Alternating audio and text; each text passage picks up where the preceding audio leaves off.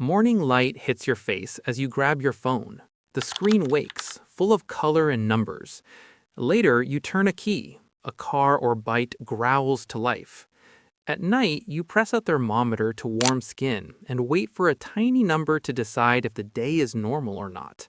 These moments feel modern and personal, yet much of this routine was shaped long ago in German minds.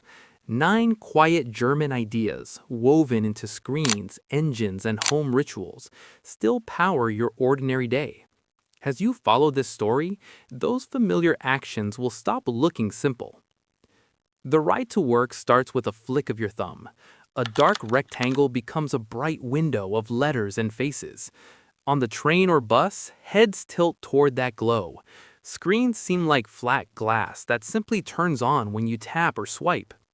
That thin frame hides a strange material that does the real work. The surface holds liquid crystals, matter that flows like a fluid yet keeps some order like a crystal. Electric signals twist them so they block or pass light from behind. That quiet dance of light began with a German experiment. At the end of the 19th century, physicist Otto Lehmann in Germany studied odd liquids that changed when heated. Under his microscope, liquid crystals shifted and lined up in strange ways. His careful notes turned a lab curiosity into a real field of science. Decades later, engineers used that knowledge to build liquid crystal displays that control light with power. Phones, laptops, watches, and televisions rely on this idea. When that screen wakes in your hand, a German thought quietly turns on and follows you to the engine. Your hand turns the key or presses start. A short click, a pause, then the engine jumps awake and the car or bike begins to shake. That raw sound feels normal, like a promise that your day can move. When it fails, the silence feels wrong and heavy. Teeth in the metal shell, fuel and air wait in tight chambers. They need one sharp push to change from quiet mix to hot power. Each start depends on a tiny part that throws lightning inside the engine. You rarely see it, yet you trust it every morning. German engineer Robert Bosch and his team in the early 20th century built a reliable high-voltage spark plug. Before this, engines misfired, stalled, and wasted fuel. His device turned an electric pulse into a repeatable flame right where it was needed. Most petrol engines on streets still use this idea.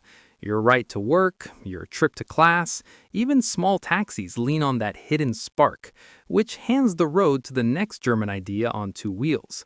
Without it, many busy streets would fall strangely quiet each morning.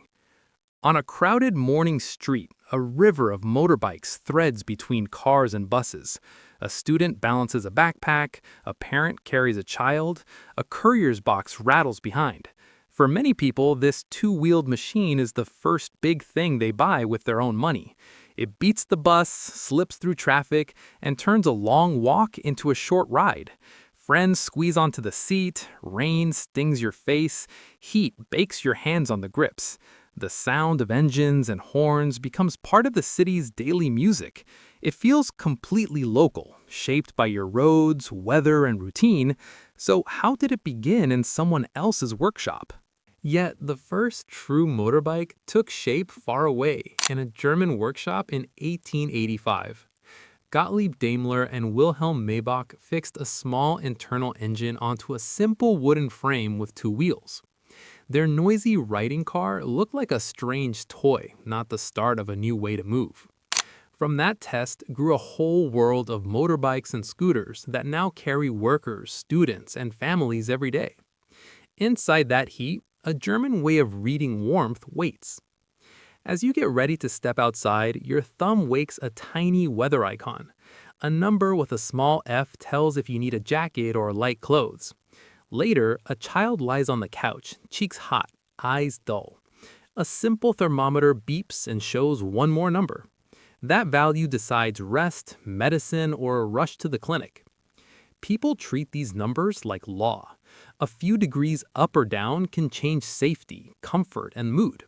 He feels basic and natural, yet the way you read it on a scale came from a single mind. Back in the 1700s, Daniel Gabriel Fahrenheit, a scientist from a German family, built mercury thermometers and a new scale.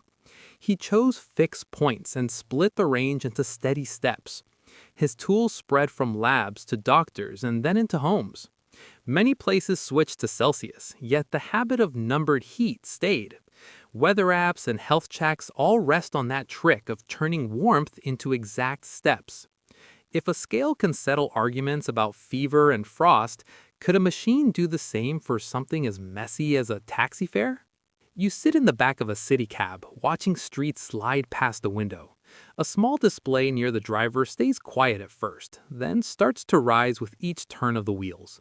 Every few seconds, the number grows by tiny steps. You glance at it with a mix of attention and trust, as if that little box understands the rules of the road better than you do. In the years before meters like this, passengers and drivers argued over price at the end of a ride. Voices rose, hands waved. Fear of being cheated sat in the back seat with you. A simple trip felt tense, especially in a strange town. Now, most riders accept that the device on the dash can turn distance and time into a fair cost. The fight moved from human memory into measured steps of a machine. German inventor Friedrich Brunn, working in the late 19th century, built a device that counted wheel turns and turned them into money. His taximeter spread from Berlin streets to cabs around the world. Each time you step out and pay, trucks carry goods toward you. Those trucks start before sunrise, lining up at warehouses and ports.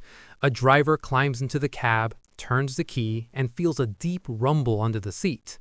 Long trailers pull food, fuel, clothes, and parts across countries.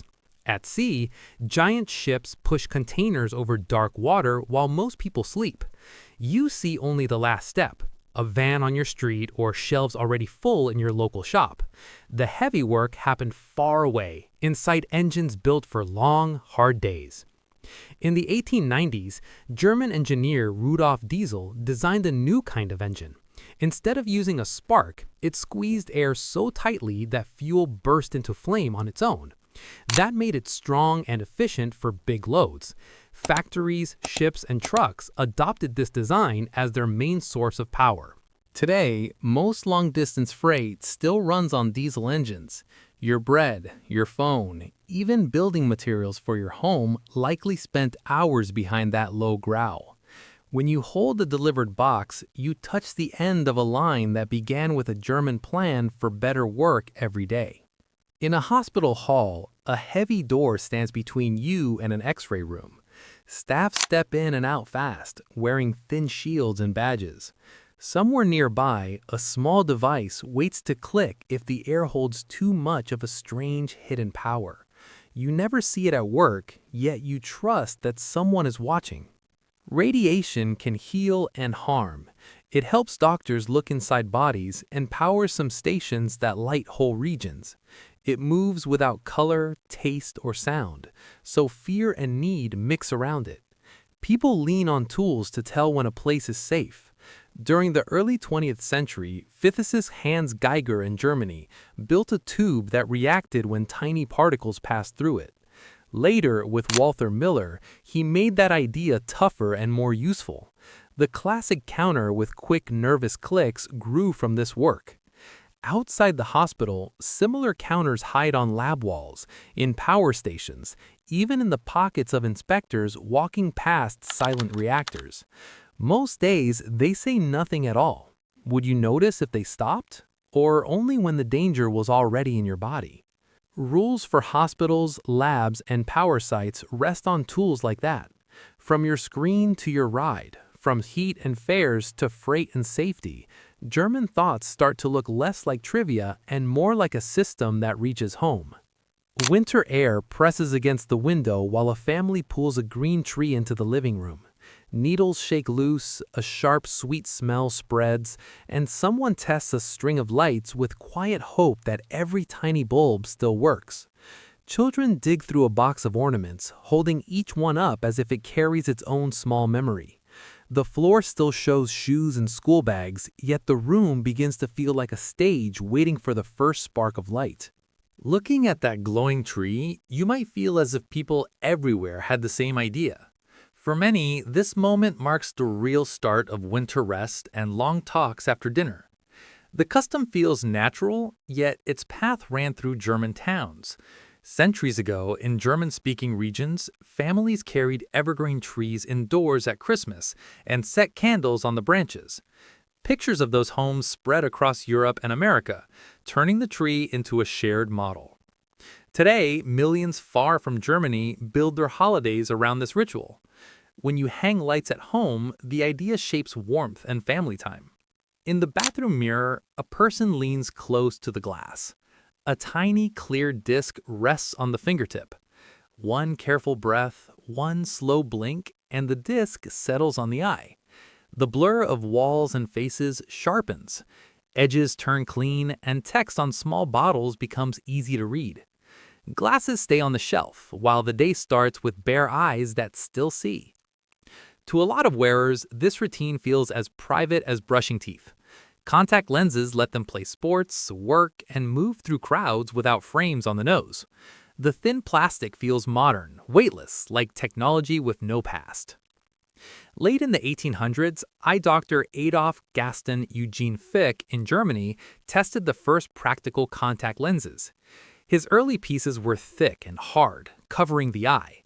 They were not kind to wearers, but they proved that vision could sit on the surface of the eye itself. Step by step, new materials and designs turned that rough trial into the soft lenses people place each morning. Every blink through them carries a German attempt to bring the world into clear focus. You began this journey in scenes, a phone in your hand, an engine under you, a number on a screen. Step by step, those scenes opened to show liquid crystals bending light, a German spark waking fuel, a motorbike frame shaking down a village road. Heat turned into numbers on a thermometer. A city cab measured trust with a hidden meter. Far away, diesel engines dragged whole supply lines across borders, while Geiger tubes clicked in labs and power stations. Yet this chain was not the end. At home, a winter tree filled a room with borrowed ritual, and a soft lens on the eye turned blur into detail. Different places, different tools, yet the same pattern stayed. Long ago, German minds gave shape to ways of seeing, moving, counting, and feeling safe. These did not stay locked in museums. They slipped into pockets, streets, clinics, and living rooms until they felt like they had always belonged to you. If ideas from one country can settle this deeply into daily life, what else around you is older and more foreign than it seems? The next time your day feels normal, you might hear those hidden gears turning under the surface. Next time you unlock your phone or start a ride, remember the German minds behind it. Share which idea surprised you most, and stay for more hidden histories around you.